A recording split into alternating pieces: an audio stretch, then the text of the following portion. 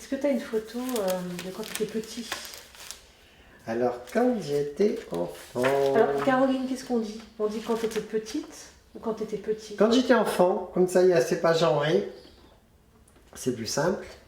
Moi, j'évite de... Alors, c'est une gymnastique, hein, mais j'ai appris à utiliser des mots non genrés. Donc, ça facilite les choses. Donc, les photos, les premières photos que j'ai sont celles-ci. J'en ai pas beaucoup... La première, voilà, je devais avoir 8-10 ans, là. Ça, c'était mon village. Et les premières photos que j'ai retrouvées, j'en ai pas. C'est là quand j'avais fait sauveteur secouriste du travail. Et c'était en... Il faut que je quitte.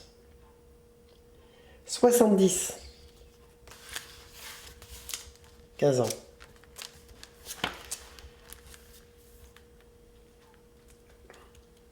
Là, avec ma maman, la voiture de mon papa. Alors ça, c'était à côté de la maison où on habitait, la mairie.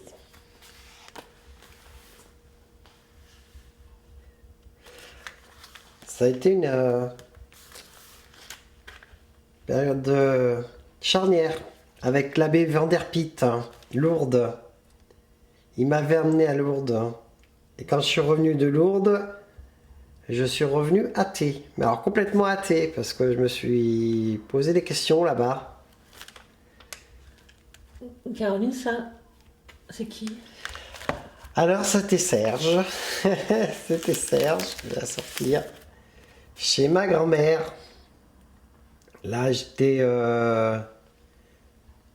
un jeune homme dans les... est-ce que c'est la Pérouse, ouais. J'étais chez ma grand-mère à côté d'ici. Je vais avoir 16-17 ans. La fête est éternelle en nos cœurs. Aime la vie, maman, autant que nous t'aimons. Et là, j'avais signé Serge. J'ai écrit ce petit poème pour toi, maman, et je me fais l'interprète de tous ceux qui t'aiment. Nous sommes nombreux. C'est intense, là. J'aimais bien écrire des poèmes. Et c'était à quelle occasion ce poème? Alors là, tu t'appelais Serge encore. Ah oui, là, oui, oui, oui, oui. Et j'ai retrouvé des poèmes, d'ailleurs, il doit être dedans. Ben là, c'était au moment de 75, donc quelques mois avant, là, j'avais trouvé l'amour, et quelques mois avant mon mariage, puisque je me suis marié en août. Donc, et j'avais retrouvé un autre poème, il est peut-être là.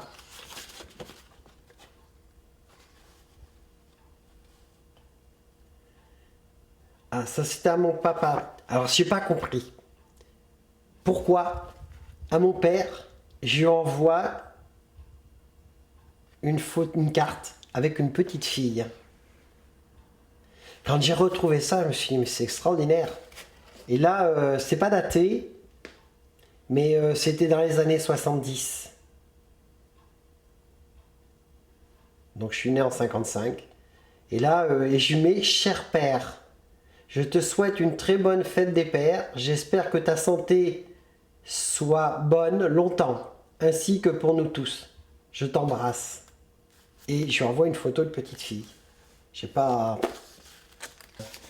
Celle-ci, c'est aussi une photo que j'ai gardée parce que là, il y a toute ma petite famille. Donc avant, mes enfants, mes petits-enfants qui... on imagine à peine que cette petite-là, maintenant, elle a 21 ans.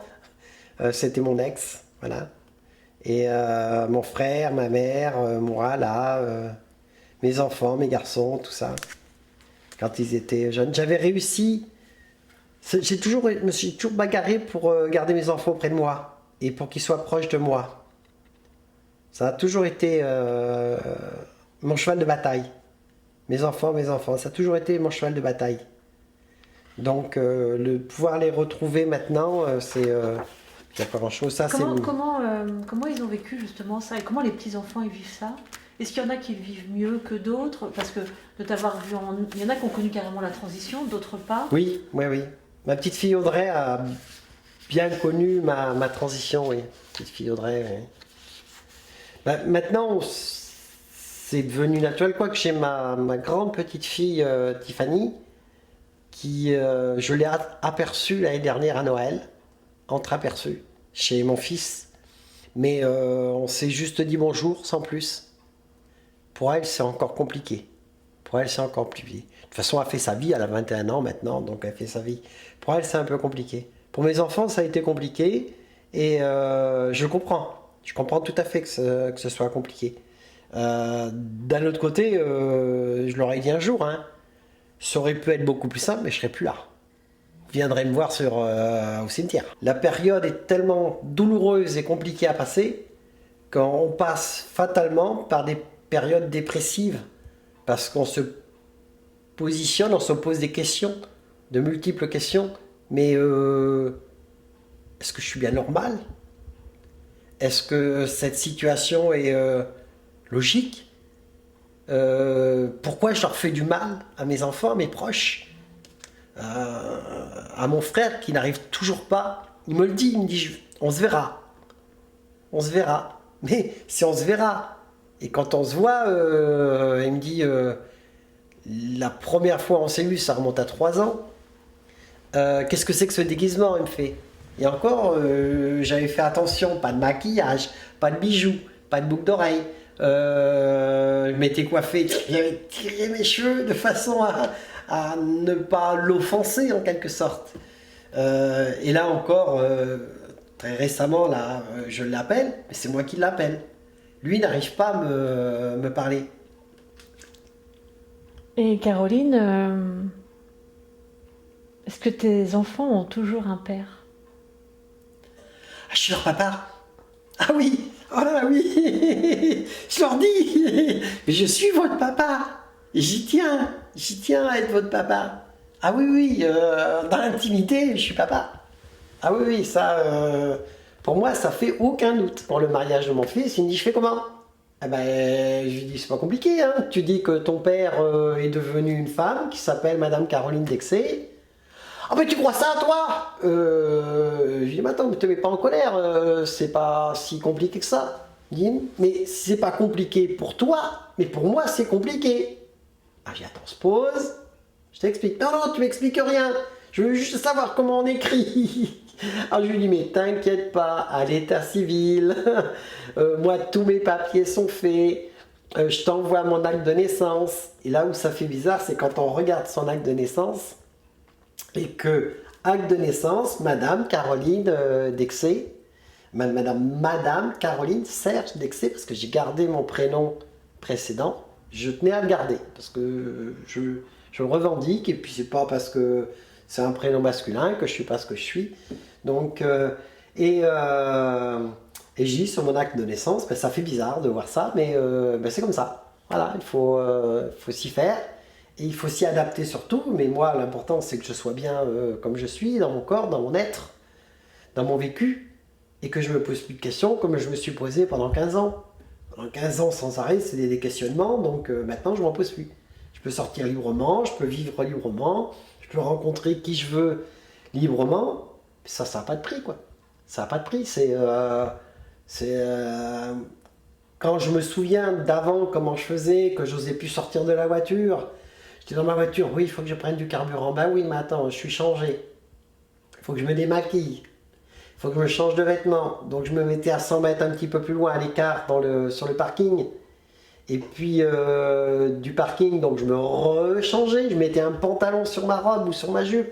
Je mettais une grosse veste. J'enlevais mes prothèses. Là, maintenant, je ne peux plus les enlever, elles sont naturelles, elles sont intégrées. Mais j'enlevais mes prothèses, tout, je me démaquillais. J'allais faire le plein, je revenais à ma voiture, je me remaquillais, j'enlevais mon pantalon, j'avais un pantalon spécial pour faire ça, je me rechangeais et je repartais. Quand on vit ça quand même 4 fois dans la journée, c'est lourd, c'est épuisant, c'est épuisant. Et maintenant, ne plus avoir à vivre ça, moi je vois, j'ai des amis qui sont encore dans la situation que j'étais il y a 15 ans, et quand on discute, je leur dis mais moi j'ai plus ce souci-là. Je vis ma vie. Je vis ma vie. J'ai pas beaucoup de photos en fin de compte. Quand j'ai voulu faire mon album, ben, c'est maigre. Donc T'as pas de photos juste avant est-ce qu'on peut dire, est-ce qu'on peut parler d'opération ultime? C'est-à-dire tout à l'heure on a parlé des cheveux, de la peau, de la pilosité, de la poitrine, et on n'a pas parlé de sexe. Non, d'entre-genres, c'est toujours délicat. C'est un sujet, c'est vrai, lorsque, même entre nous, entre personnes trans, hein, c'est un sujet très délicat à aborder. Parce que dès qu'on parle d'opération des organes génitaux, c'est toujours lié avec la sexualité. Et les personnes ont tendance à dire, oui, mais maintenant que tu es opéré, est-ce que tu fais l'amour? Comment tu fais l'amour? Ça n'a rien à voir, c'est autre chose. Donc toi aujourd'hui, Caroline, si tu veux bien en parler, ton opération? Alors moi, ça s'appelle... Alors c'est pas une vaginoplastie. C'est-à-dire qu'on a deux possibilités. Soit ce qu'on appelle la vaginoplastie, c'est-à-dire qu'on reconstitue un vagin, voilà, qui est à peu près opérationnel. Hein. Mais moi, je n'ai pas pu faire ce type d'opération du compte tenu de ma situation de handicap. Parce que je ne peux pas aller aux toilettes normalement, je suis obligé de pratiquer ce qu'on appelle des autosondages. C'est un peu technique et médical, mais c'est la vérité. Hein. Donc, comme je ne peux pas aller aux toilettes naturellement, si j'avais tenté une vaginoplastie, ben, je ne serais plus en mesure d'aller aux toilettes. Et je risquais des fortes infections urinaires et même plus. Donc, je n'ai pas voulu faire ça. Et d'ailleurs, les chirurgiens me le déconseillaient même hein, quand je les ai rencontrés. Et ce que j'ai fait, moi, alors, ce que ça s'appelle, c'est une orchidectomie bilatérale. C'est-à-dire qu'on enlève les testicules, on enlève la peau qui est tout autour, de la verge aussi. Et moi, j'ai juste gardé un tout petit pénis, si j'ose dire, de façon à pouvoir mettre ma sonde et pouvoir aller aux toilettes. Voilà. Donc, ce qui fait que quand je suis en maillot de bain, on voit rien. On voit rien.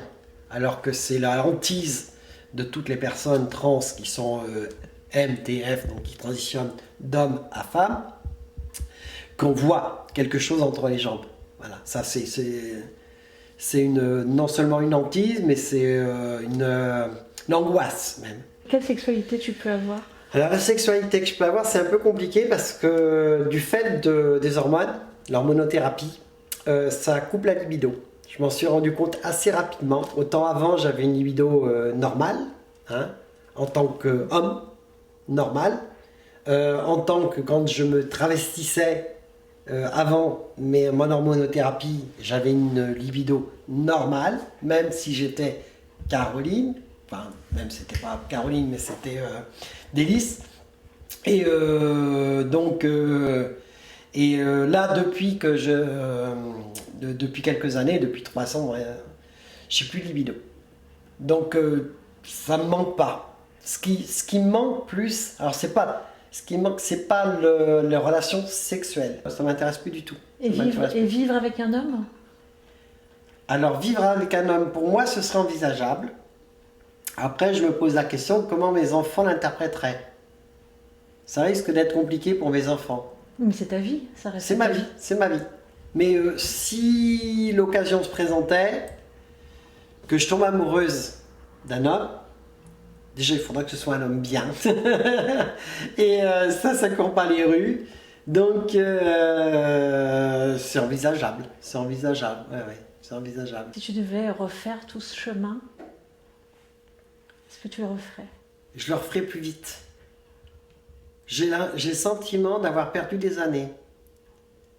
De ne pas être allé assez vite dans ma transition parce que je l'aurais faite différemment et j'aurais pu profiter de certaines choses de ma vie de femme différemment. Et donc j'aurais aimé être une femme, sincèrement, une femme cisgenre, voilà. Avec tous les inconvénients que ça comporte, hein. Voilà, et tous les avantages que ça comporte.